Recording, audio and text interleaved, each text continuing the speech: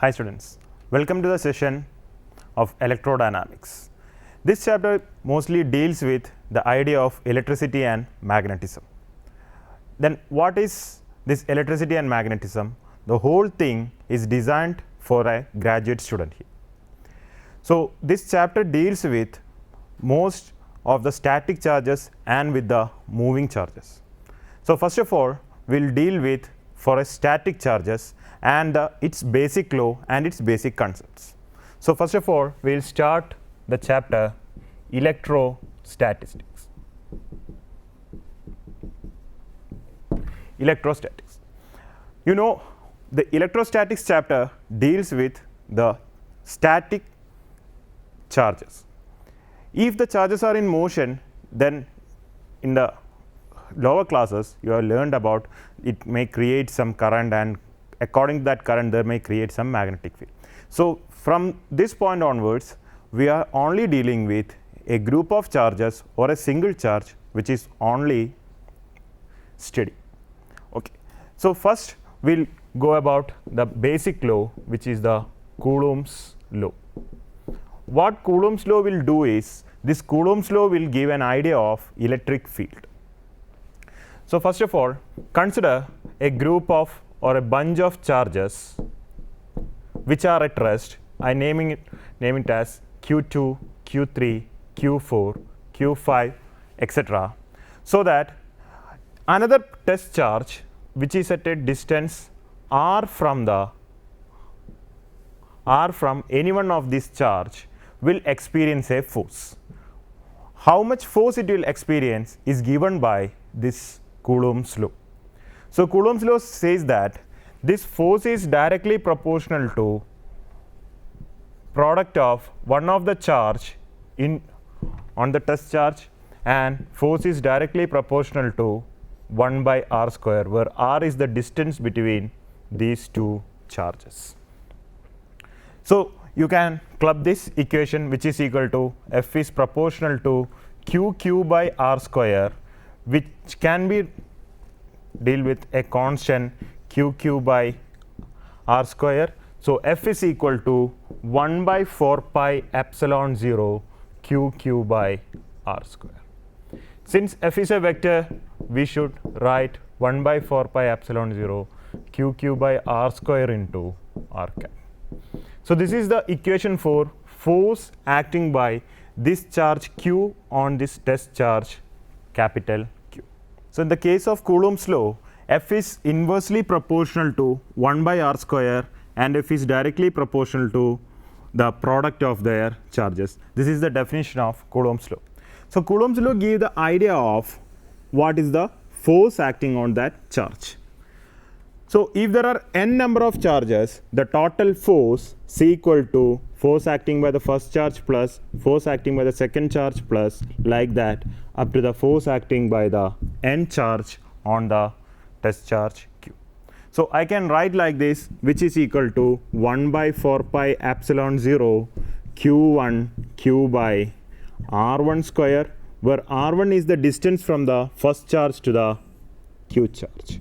R1 is the distance from the first charge to the test charge Q, and similarly I can write 1 by 4 pi epsilon 0 Q2 Q by modulus of R2 square plus 1 by 4 pi epsilon 0 Q3 Q by R3 square.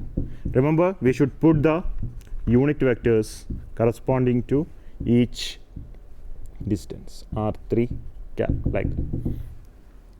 So one thing is common here, which is Q. So I can take 1 by 4 pi epsilon 0 Q1 by R1 modulus of R1 square into R1 cap plus Q2 by modulus of R2 square into R2 cap, etc.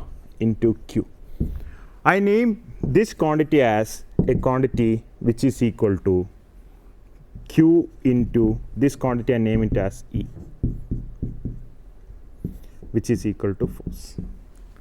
So what is this E? What is this E? This E is called actually the electric field. This is called the electric field. So what is electric field? It is the force acting per unit charge on a test charge, which is equal to force acting on a test charge, acting on a test charge. So which is equal to, E have the expression 1 by 4 pi epsilon 0 q1 r1 square into r1 cap plus 1 by 4 pi epsilon 0 q2 by modulus of r2 square into r2 cap, etc.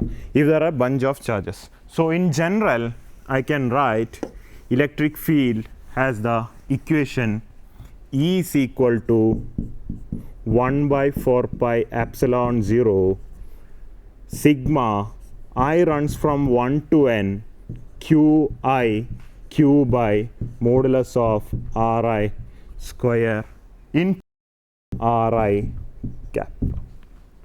This is the equation for electric field. What is actually really the electric field? Initially, Maxwell itself believed that electric field and magnetic field are some vibrations inside the, or vibration through the ether medium. But we know that the special theory of relativity removed that idea of ether medium, and I can't explain what is really a physical interpretation of electric field that you can think about it. So electric field we can give only in the term of force, which is equal to E is equal to F by Q. So its unit is Newton per Coulomb, where Coulomb is the unit of charge. So there are some laws corresponding to this electric field, which is we can write. So according to this electric field or the distribution of charges, things may vary. How the distribution of charges may vary. Suppose there is a line of charge, there is a surface, and there is an volume. How the charges can be distributed according to this line, according to this surface, and according to this volume.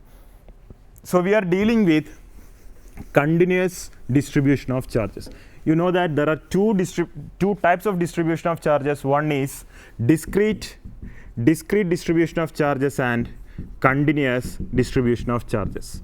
So continuous means along a line the charges will be continuous. You can't separate it as a q1 or q2. Instead we take it as dq, a small charge through a length dl. So there are three types of distribution of charges. One is linear distribution of charges, and surface distribution and volume distribution. For linear distribution, I am giving the name as lambda, and for the surface distribution, I am giving the name sigma, and for the volume distribution, we will give the name rho. So now we will look what is this lambda, sigma, and rho. Okay. So consider a line of charge in which I am considering a small length dl. What is the electric field at a point P from this element to this point P if this set a distance r?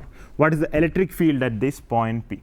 For knowing the electric field, we want to know how much charge is there along this, or how much charge is there in this small element dl. So for this small element dl, we have a charge dq.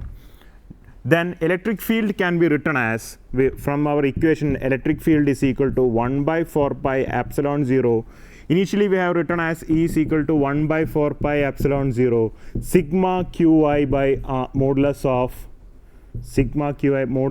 Ri square into Ri cap. Now onwards, I is equal to 1 to n, but these I are discrete values. Now it's a continuous value, so I can write it as dq by modulus of R square into R cap. Modulus of R square into R cap. So this is the electric field produced due to this small element dl, which contains dq amount of charge. So if the charge density, linear charge density is lambda, so what is density? Density, linear charge density is equal to dq by dl. How much charge is present in that small element? dl will give you the charge density lambda. So I can write dq as dq is equal to lambda into dl. So the electric field corresponding to this dq is equal to 1 by 4 pi epsilon 0. dq is lambda dl by modulus of r square into r cap. So the total electric field, there is a small problem here. This is due to the small charge dq. So I should name it as dE, which is a little bit of electric field produced due to this small dq. So the total electric field, I should integrate it as E is equal to integral dE, which is equal to 1 by 4 pi epsilon 0 integral lambda dl by modulus of r square into r cap. So on rewriting that equation, we have E is equal to 1 by 4 pi epsilon 0. What will be this? Lambda is a constant, so lambda will come here, and integral r cap by modulus of r square into dl.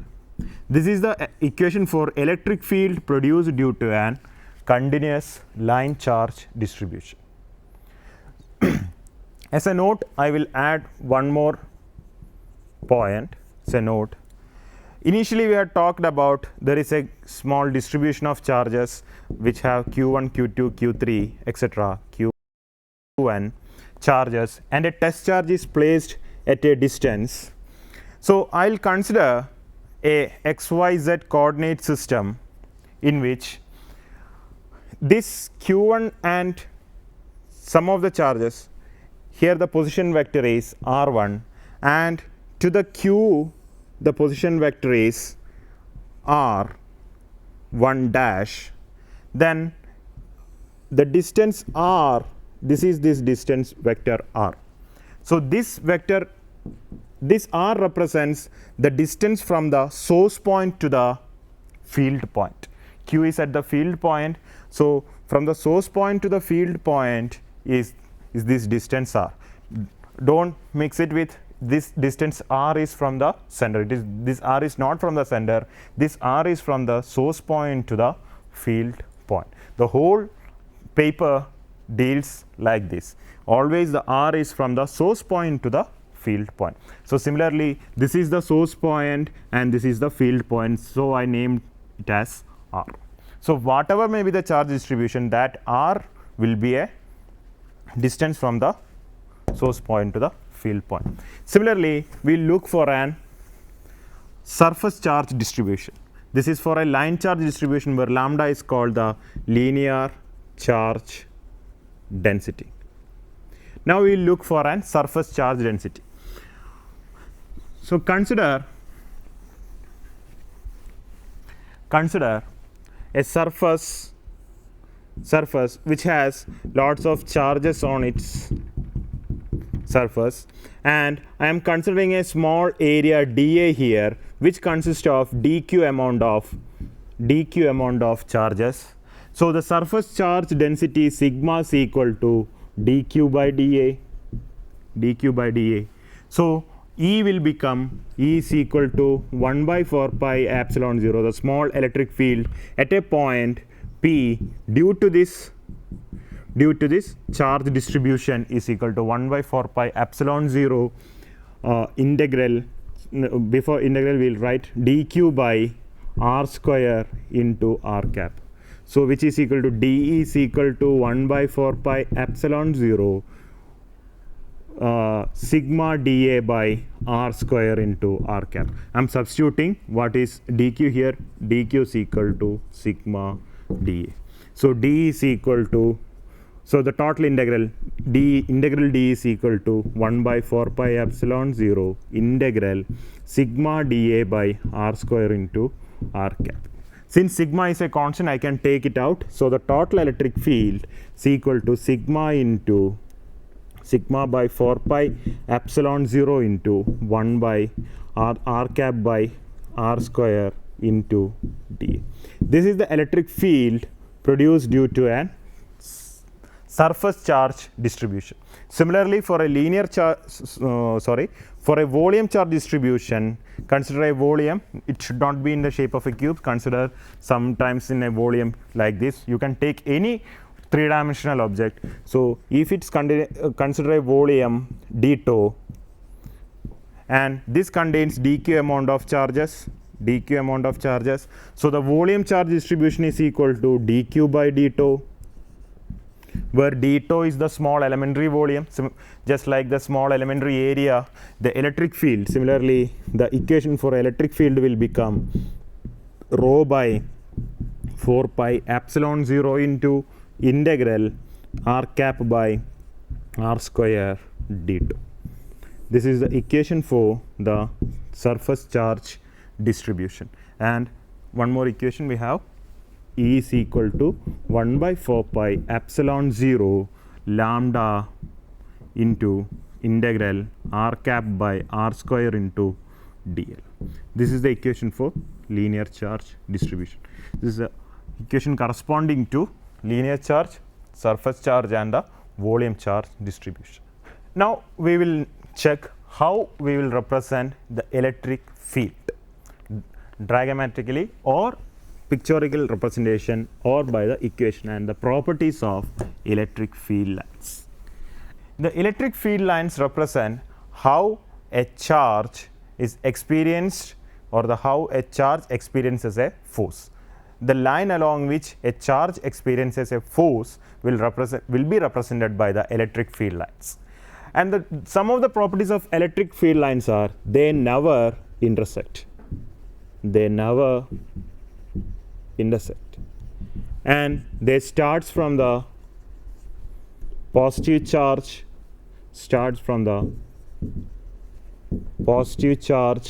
and ends in negative charge. And through the surface, it is always perpendicular to the surface. These are the properties of an electric field line. So suppose you consider a sphere in which number of charges are there, some charges are there, which creates an electric field like this, a positive charge. The number of electric field lines passing through the surface of the sphere is equal to the electric field density. The electric field density, I name it as electric field density, is equal to n by 4 pi r square, where 4 pi r square is the surface area of the sphere. So n by 4 pi r square, in which the electric field density is directly proportional to the density is directly proportional to 1 by r square. So basically, similarly, this has an idea of the modulus of the magnitude of electric field is also has the dependence of 1 by r square. Okay. So actually, this electric field density and magnitude of electric field are both are similar. So we will check how to draw the electric field. Suppose there is a positive charge. In which the electric fields are emerging out, which told that the electric field starts from the positive charge and ends in the negative charge. So electric field I am drawing like this. I just draw this like this, electric field.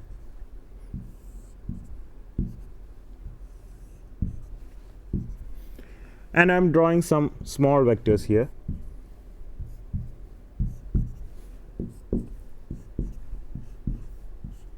And another small. Why this small arrow marks? Why I am drawing this small arrow marks? Because E is a function of 1 by r square. E is directly proportional to 1 by r square. As distance increases, its intensity decreases. This is how we can show the electric field, but it is a better way is from a positive charge the electric fields are emerging. This is also a representation of electric field emerging from an positive charge. So if there is a negative charge, if there is a positive charge and a negative charge, how will we draw the electric field lines? The electric field lines will go like this. From positive charge, it will come to the negative charge like this, and like this. From the positive, you can see in your reference textbooks, the field lines will come to the negative charge, and that's how actually they are getting attracted. They are getting attracted like this. So this is the way in which we will represent the electric field lines. Now we are going for these are the introductions about the electrostatics and the corresponding electric field. Now we are going for a very important theory in electrostatics, or the law, not theory, it's a law corresponding to this chapter. First one is the Gauss's law. Gauss's law. So Gauss's law, the case of Gauss's law, we will go in a different approach, the simplest approach. Consider a sphere. Consider a sphere in which it has an charge at the center, a charge at the center of the sphere, and due to this charge, some of the electric fields are emerging out, and I am checking through a small area dA.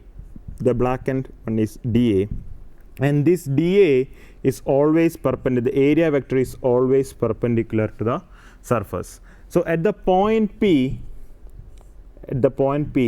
what is the electric field? What is the electric field? So we know that the electric field at any point is equal to 1 by 4 pi epsilon 0 q by r square, the magnitude of electric field. And this magnitude of electric field is nothing but the electric field density. We can compare that. So the electric field passing through this area is equal to the number of electric lines passing through, field lines passing through this area is equal to E into the small area dA, which is equal to 1 by 4 pi epsilon 0 q by r square. But this is an incomplete way of defining how much electric field is produced. Suppose you have an electric field going like this, and uniform electric field, and you have an area like this which has an area vector like this, and area is perpendicular to this surface like this, and the electric fields are going like this, and the angle is theta. Along the area vector, how much electric field is passing? That is actually the term electric flux, which is equal to electric flux produced is equal to E dot dA. So along this, how much component of electric field will go, which is equal to E cos theta, which is equal to E dA cos theta. This is the electric flux through this small area dA. So similarly, through this small area, how much electric flux will be there, which is equal to, then this will give an idea of E dA, which is equal to 1 by 4 pi epsilon 0 q by r square. Actually, so that if there are another charge q2, this is q1, I name it as charge q1, q2, what is the electric flux through that surface? The electric flux through that surface will be equal to this is the, now while this q becomes q1, this becomes the electric field due to this first charge. Now what will happen if I am measuring the electric field due to the q2 charge? E2 into through the small same area will be equal to 1 by 4 pi epsilon 0 q2 by r square. Similarly, the total flux will be then equal to phi1 plus phi2. If there are n number of charges, the total flux will be equal to phi n. So I am giving the term letter phi for the electric flux. These are all the school level topics. That's why we are going little bit faster in the terms of flux itself. So phi is equal to, what is phi? 1 by 4 pi epsilon 0 q1 by r square into dA this is phi 1 into dA will give you the phi 1, and which is equal to plus 1 by 4 pi epsilon 0 q2 by r square into dA, like that it will go. So the total flux I can write it as, if it is a continuous distribution of charges, I can write 1 by 4 pi epsilon 0 total charge, which is the q1 plus q2 plus q3, which I am writing it as q enclosed by r square into dA. Q enclosed into d. This is the flux produced through an sphere. So we know that this r it's an constant, so I can write it as phi is equal to 1 by 4 pi epsilon 0 q enclosed by r square into integral dA. On integration of this small area, if you integrate using the spherical coordinate system, where dA is equal to r square sin theta d theta d phi, this you have learned in mathematics, which is equal to r square sin theta d theta d phi. On integration dA, you have to apply 3 integrals, where if r is a constant, then r square will come out. You have 2 integral from 0 to pi sin theta d theta, and from 0 to 2 pi d phi. So on integration you will get, if you try, you will get it as 4 pi r square, and this pi and pi will go, 4 and 4 will go, r square and r square will go, and the remaining thing is epsilon 0 and q enclosed. So the total flux through the surface is equal to q enclosed by epsilon 0. So what is the criteria? This surface is a closed surface, because this total surface is a closed surface. So we should write Gauss's law as, along a closed surface, closed integral E dot dA, the total flux is equal to the total charge enclosed by epsilon 0. This is the definition of Gauss's law. So Gauss's law states that the total flux through any closed surface is directly proportional to the total charge enclosed through that surface, or the total charge enclosed in that surface. And what are the main speciality of Gauss's law is, you can take, the surface should be a closed surface, you can take any 3-dimensional surface to represent or to explain the electric field at any point using this Gauss's law. But if you take any arbitrary shape, I can't say whether the electric field will be exactly perpendicular or exactly parallel with the area vector. So that depends, and anyway these are the main idea of Gauss's law, and we have to learn some of the applications of Gauss's law. And now we have to write, this is an integral form, now we want to write the Gauss's law in a differential form. So how will we write that Gauss's law in a differential form is the next question. So for that, let us rub off this, and now we'll write Gauss's law. So according to Gauss's law, closed integral E dot ds is equal to q enclosed by epsilon 0. So just write and make it in a box. This is a very important law, not ds, we have to take the term dA, where A is the area vector. Now consider a surface which has a small volume distribution d tau, and its surface charge density, the volume charge density is rho.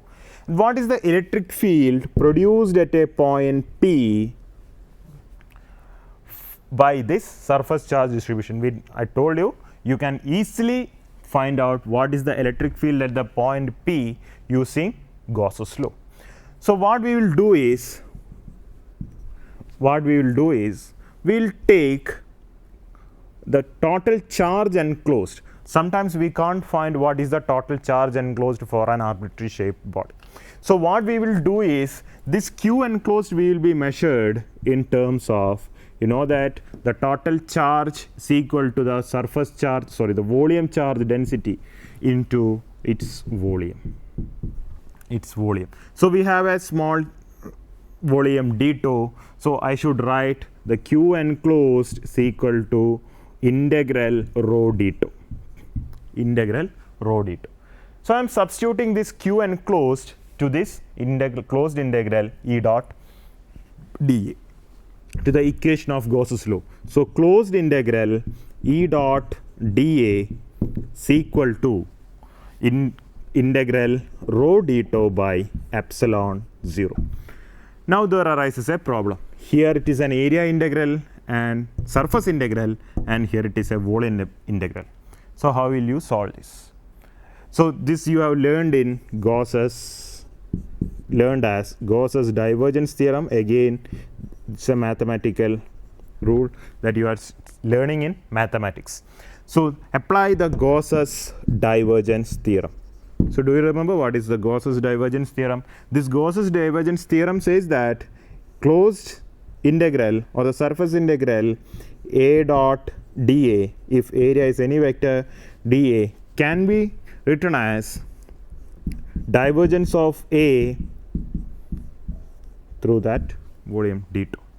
So I can rewrite this closed integral E dot dA in terms of its divergence. So writing integral del dot E d2 will give you integral 1 by epsilon 0 times integral rho d2. This is true for all volumes. We can take out the volume integral and I can write del dot E is equal to rho by epsilon 0, where rho is called the volume charge density. This is the differential form of Gauss's law, where rho is the total or the volume charge density, and rho del, you know that del is equal to dou by dou x of I plus dou by dou y of j plus dou by dou z of, sorry, I'll write, it's the better way to write, it is j plus k cap into dou by dou z. It's an del differential operator. This is the Gauss's law in differential form. Now we will look about what are the applications of Gauss's law and how Gauss's law calculates for an arbitrary shaped body, for example the sphere, the cylinder, and for some other things like shell or a plain sheet of charged sheet. How will we calculate the electric field at different points? That we can now check after writing all those things, and this is the basic idea, but for deriving the equations you can use both the equations. The better way is use the integral form of Gauss's law. Now we will discuss about the extraordinary powers of Gauss's law. So just like saying there are some extraordinary powers for this Gauss's law, just like the main extraordinary power what I called was rho should not be, it's not need not to be uniform. Gauss's law works for if the volume charge density is non-uniform distribution. So we will check about what are the applications of Gauss's law. Applications of Gauss's law. First of all, we will consider a sphere, a uniformly charged sphere. Consider a sphere of radius r. Consider a sphere of radius r in which it is uniformly distributed to a charge density rho. Uniformly distributed charge density rho. Now I should find out at a point P what at a and from a distance r from the center of the sphere, what is the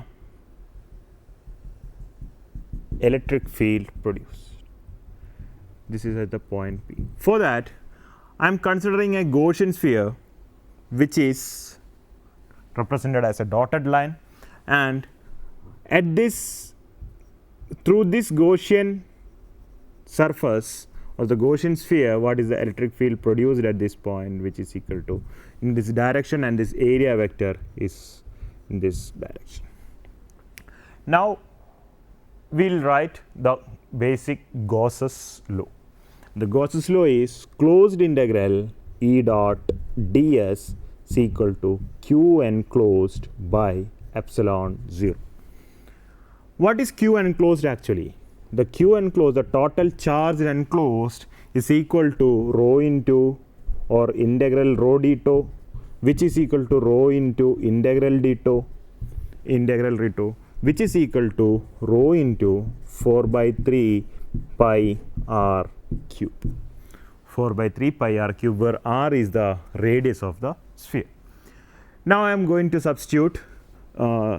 Sorry, we are using always dA. ds is also a representation of surface area, but initially we had took dA. So we'll go for the whole chapter, we will take it as dA.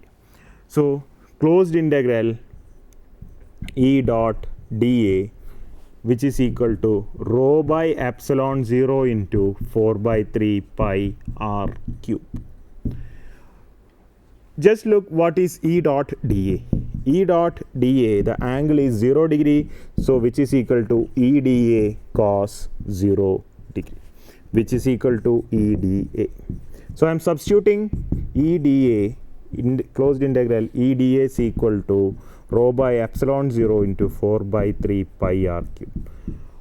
So we want to find out what is E. E is equal to integral dA, which is equal to the same thing. What is integral dA? Integral dA is with this Gaussian surface, which has the Gaussian sphere, which has the radius r, which is equal to E into 4 pi r square, which is equal to rho into 4 pi r cube by 3 epsilon 0. 4 pi and 4 pi will go. So E is equal to rho r cube by 3 epsilon 0 r square. This is the electric field produced at the point outside.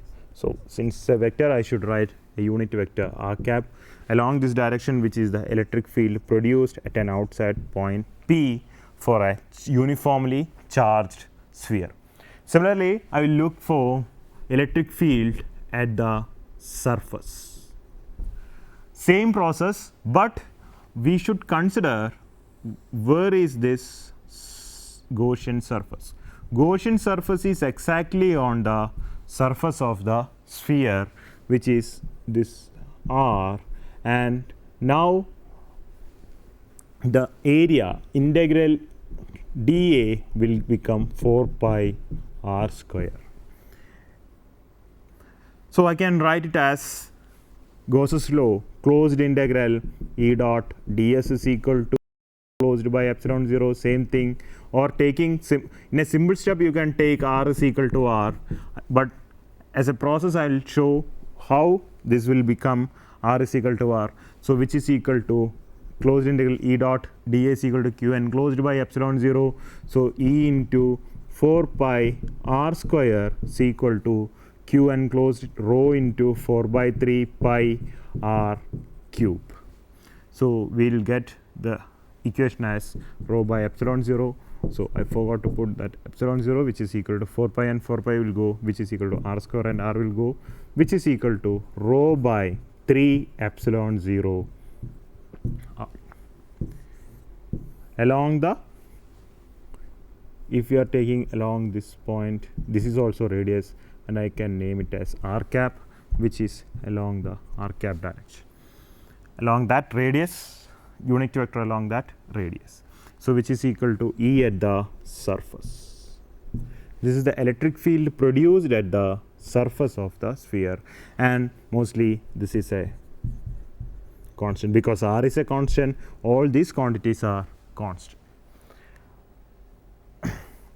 So now we will look what is the electric field produced at the, or produced inside the sphere. Electric field produced inside the sphere. So we will write from the beginning, or it's a new diagram. This is the sphere of radius r, and through this point inside the sphere we are taking a small radius r1, at which I am considering a Gaussian sphere inside the sphere. Now this is the point where I want to find out how much Q is enclosed through volume. So which is the Q enclosed? What is the Q enclosed? So Gauss's law says that closed integral E dot ds dA is equal to Q enclosed by epsilon 0. So I should find out what is Q enclosed. Since it is a uniformly charged sphere, I can write Q enclosed is always, or the enclosed charges, I name it as Q dash. Q dash is due to, or Q1, which is due to this inside space. So I can write Q1 is equal to rho into volume corresponding to that sphere. The how much charge is enclosed, which is equal to rho into volume is 4 by 3 pi r1 cube. But we know that what is the total charge enclosed? Total charge enclosed is equal to Q. I name it as, which is equal to Q is equal to rho into 4 by 3 pi r cube. 4 by 3 pi r cube. So I can write it as Q1 by Q is equal to, dividing these two, equation 1 and 2, I will get it as rho and rho will go, 4 by 3 will go, which is equal to r1 cube by r cube. So Q1 is equal to r1 cube by r cube into Q. R1 cube by r cube. So now we will apply this Gauss's law, which is equal to integral E dA is equal to r1 cube Q divided by r cube into 1 by epsilon 0. 1 by epsilon 0. So what is dA? dA is equal to 4 pi r1 square. Now I should consider the surface area of this sphere with r1. So which is equal to 1 by epsilon 0 into r1 cube q by r cube. So which is equal to, this small letter q is the total charge enclosed within the sphere, which is equal to 4 r square will go, and we will go get it as 1 by 4 pi epsilon 0 q r by r cube. Q r by r cube. So this is how we can write the Gauss's electric field outside the sphere, which is in the r1 cap.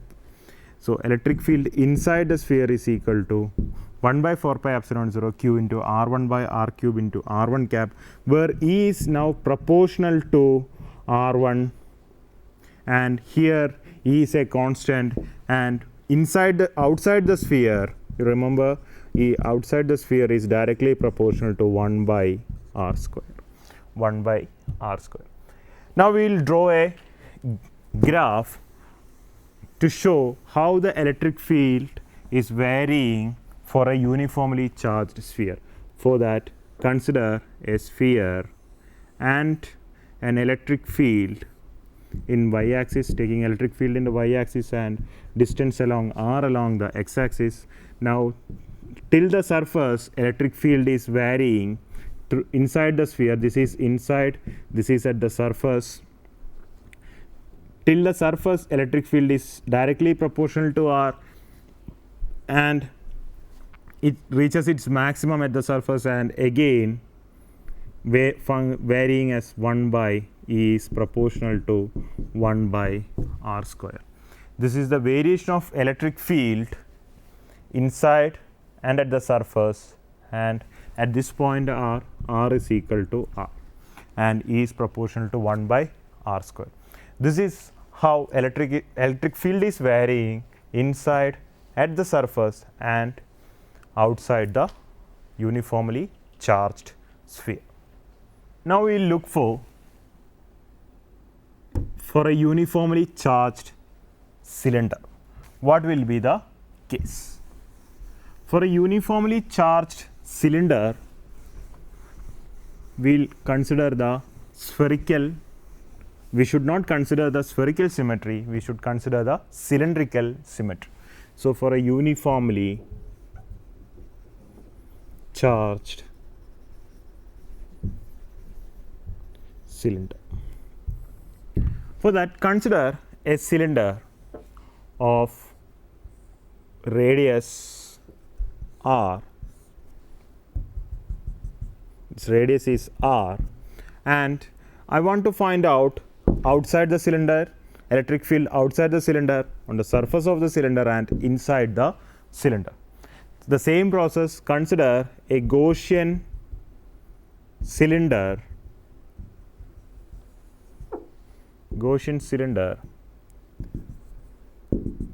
at the point P, where we want to find out the electric field, in which the cylinder, now the cylinder has a length L.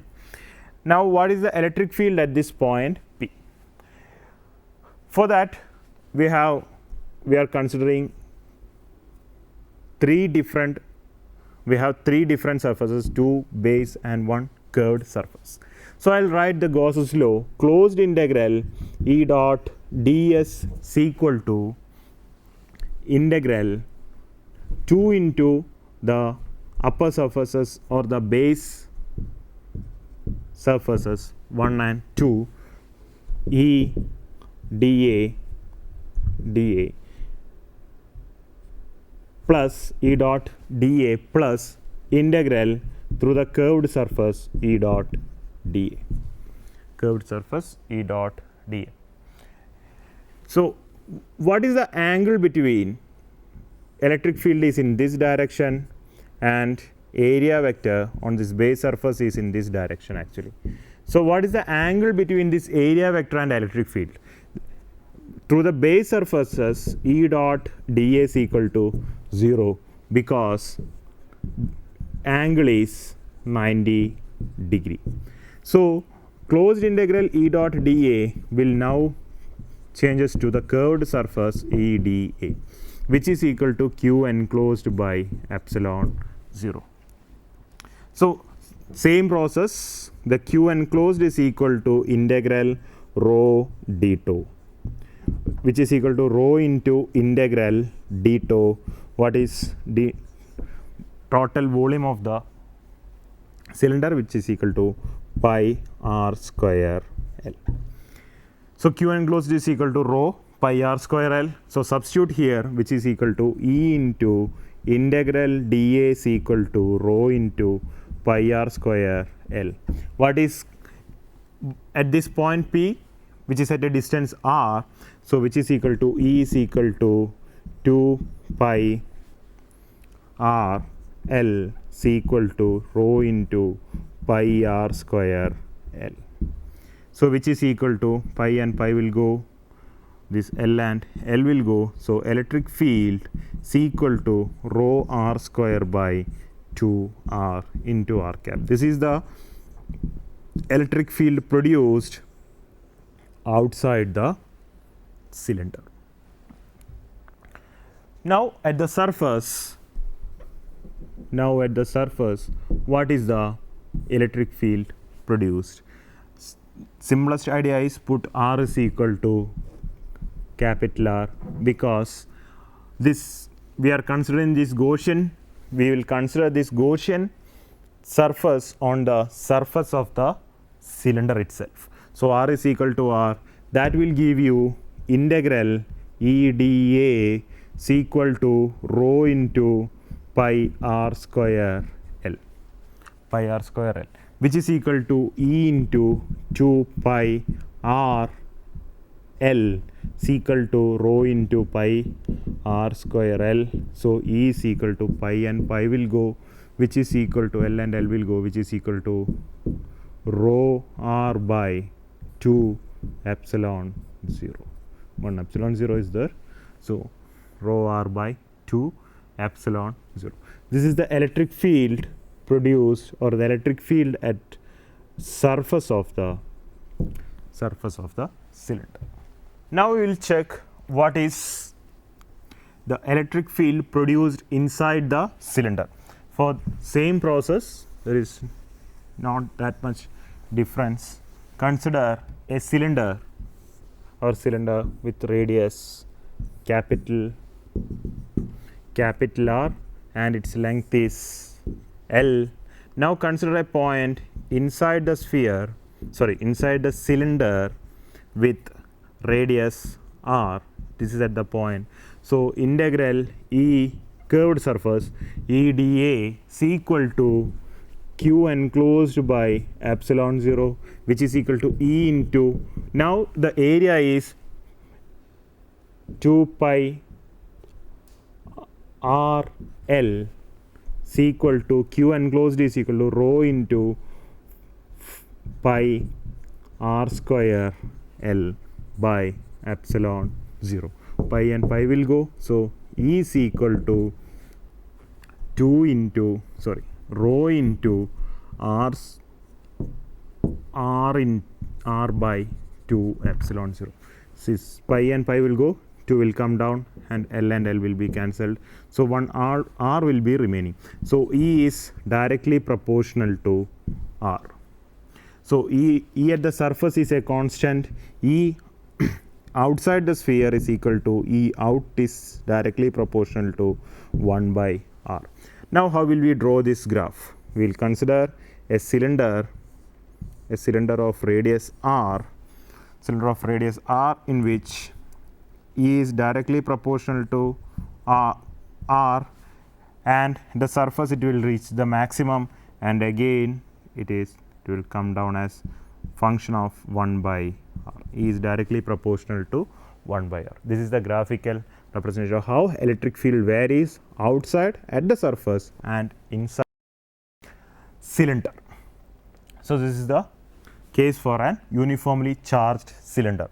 Now we will check how the electric field is varying for a uniformly charged shell. For a charged shell means a hollow sphere with a radius R. Shell is with a radius R. Now the charge, we are giving some charge and it will reside, positive charge, it will reside only on the surface of the shell. It will reside only on the surface of the shell. Now writing the Gauss's law, closed integral E dot dA is equal to Q enclosed by epsilon 0. Here the Q enclosed, or outside the point, we want to find out outside, surface and inside, the same process, but some difference, that we want to find out what is the total electric field produced at the point P. So for that, consider a Gaussian surface of radius R. So E into its surface area 4 pi R square, which is equal to Q enclosed is sigma into 4 pi R square. Why sigma into 4 pi R square? On the shell, the charges will reside only on the surface. So the Q enclosed is equal to sigma into 4 pi R square. I am substituting that value, which is equal to sigma into 4 pi R square by epsilon 0.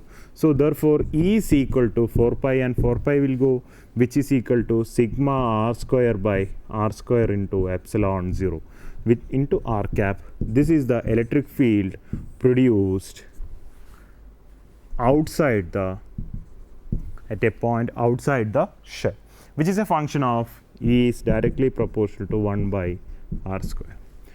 This is the total charge enclosed through this Gaussian surface. Now what is electric field at the surface of the shell?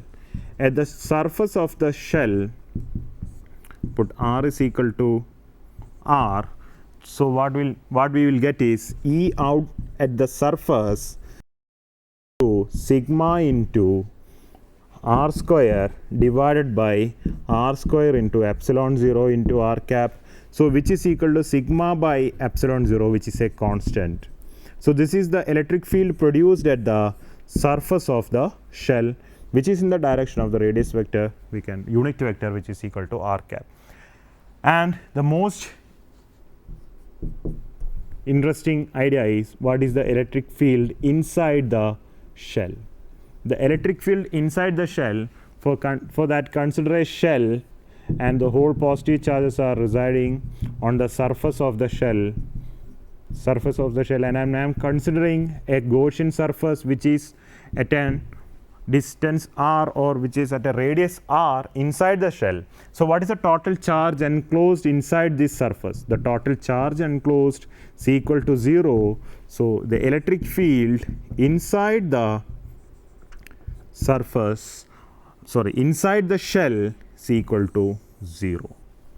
Electric field inside the shell is equal to 0. So I can draw a graphical representation of this variation of electric field with the distance r, which is equal to E, and this y-axis is electric field, which is same for the cylinder or the our sphere, and till inside the shell electric field is 0, then again it becomes a constant, then it varies according to 1 by R square is at the outside the shell.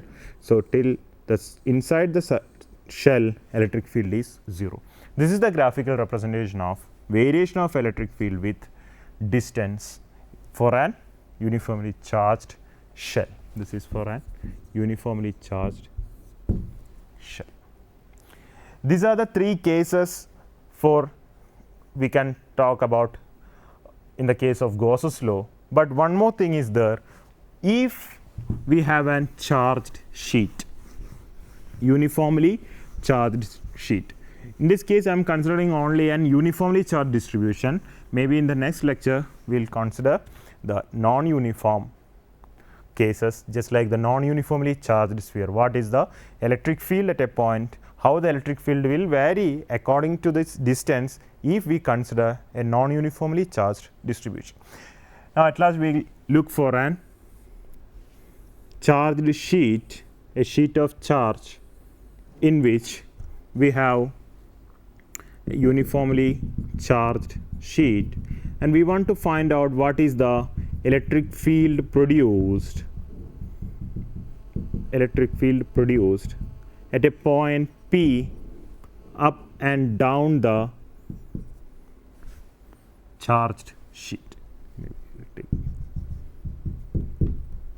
which is at a distance something at some distance. So for that I am considering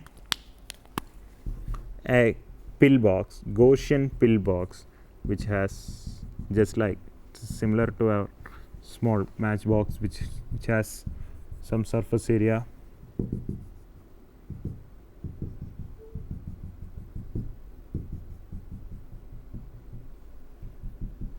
Gaussian pillbox, which encloses the whole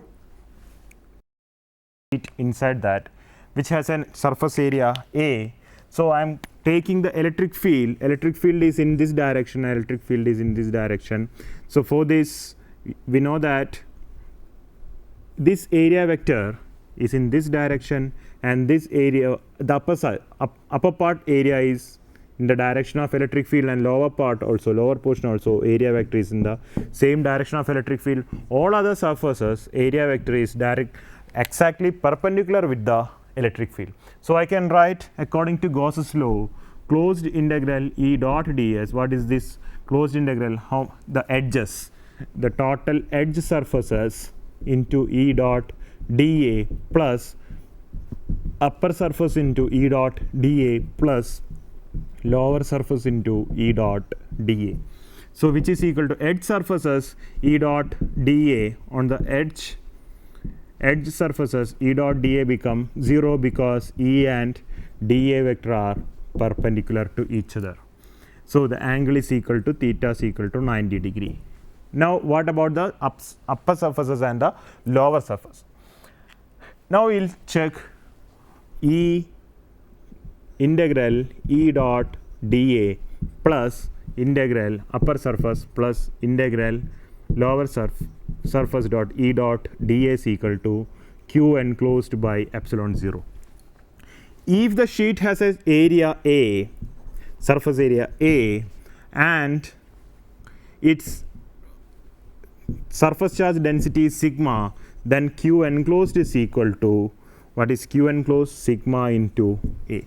The total charge enclosed is equal to surface charge density into the surface area. Similarly, E into integral dA plus E into integral is equal to sigma A by epsilon 0. So 2 into E A is equal to sigma A by epsilon 0. A and A will go. So the electric field is equal to 2 sigma by 2 epsilon 0 into n cap. This is the electric field produced at a point P up on the at a surface above the or below the charged plane sheet.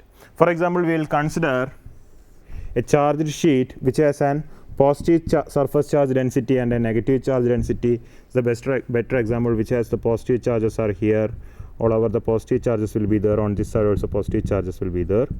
And similarly, this for a negative charges, and here also this negative charges. How will we draw this electric field vector? Now I will represent with negative charges. I will represent the blue color, the electric lines, field lines I will represent with blue color, and for the positive charge it will be in the black color. So the blue for the positive charge, the electric field will be going in this direction. Electric fields of this positively charged sphere, and for a negatively charged sheet, not sphere, for a sheet, the field lines will come into the